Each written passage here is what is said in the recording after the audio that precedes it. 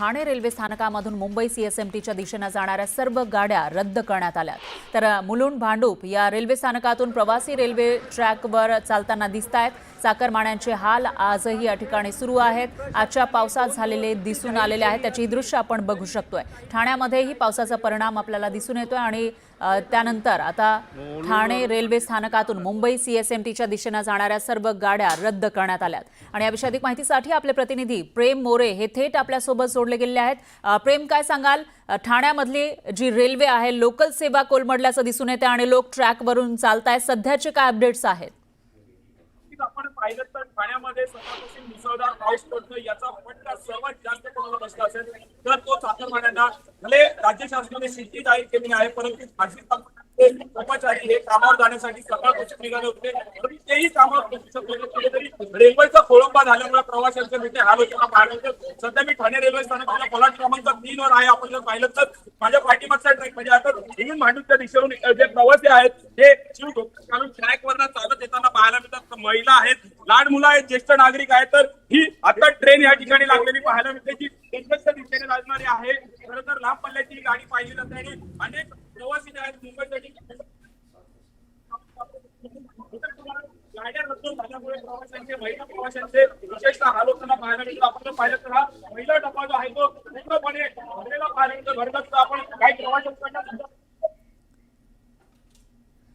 बरोबर आहे प्रेम, पण ज्या पद्धतीने या ठिकाणी पाऊस कोसळतोय त्याच्यामध्ये तुमच्या स्पीकरमध्ये कदाचित आवाज प्रॉपरली येऊ शकत नाहीये, याची अपडेट आपण घेत राहूयात। मात्र जी दृश्य तुम्ही दाखवली आहेत त्याच्यामध्ये महिलाही मोठ्या संख्येनं या ट्रेनमध्ये बसलेल्या आहेत, मात्र ट्रेन पुढे जाणार की नाही ते माहीत नाहीये। दुपारी 4 वाजताची ही दृश्य आहेत, ट्रॅकवर चालत जाऊन लोक पुढे जाताना दिसून येत आहेत। पुन्हा एकदा जाऊयात आपले प्रतिनिधी प्रेम मोरे यांच्याकडे। प्रेम, काय सांगाल, काय म्हणणं आहे महिला प्रवाशांचं आणि काय चित्र तुम्हाला दिसतंय? महिला प्रवाशांचा गेल्या 2 तास भांडूप ते ठाण्याच्या दिशेने चालत आलेले आहेत। रेल्वे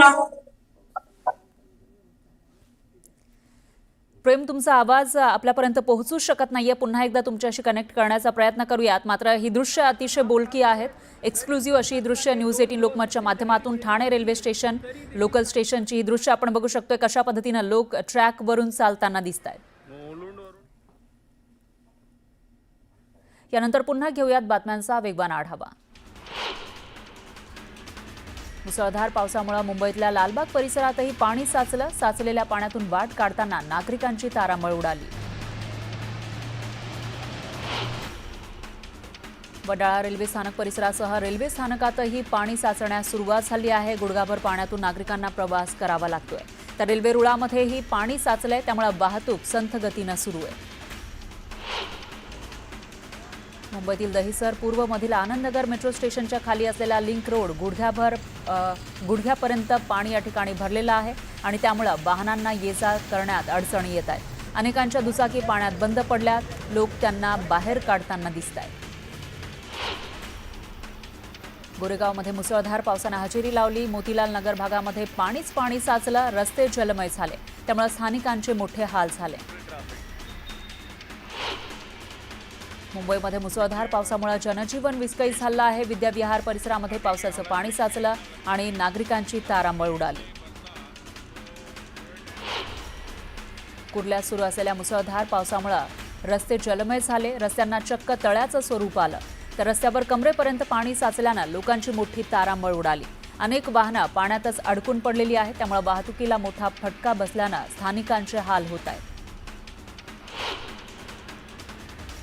अंधेरी डीएन नगर परिसरातही पावसाचं पाणी साचण्यास सुरुवात झाली आहे। सर्वत्र पावसाच्या पाण्यामुळे नागरिकांची तारांबळ उडाली। मिठी नदीनं धोक्याची पातळी ओलांडली आहे। भरतीला सुरुवात झाल्यानं मुंबईमधील मुख्य नदी म्हणून ओळखल्या जाणाऱ्या मिठी नदीचं आपत्कालीन दरवाजे बंद करण्यात आले। आता भरती सुरू झाली आहे, त्यामुळे पाऊस असा सुरू राहिला तर आणखी परिस्थिती बिकट होण्याची शक्यता आहे।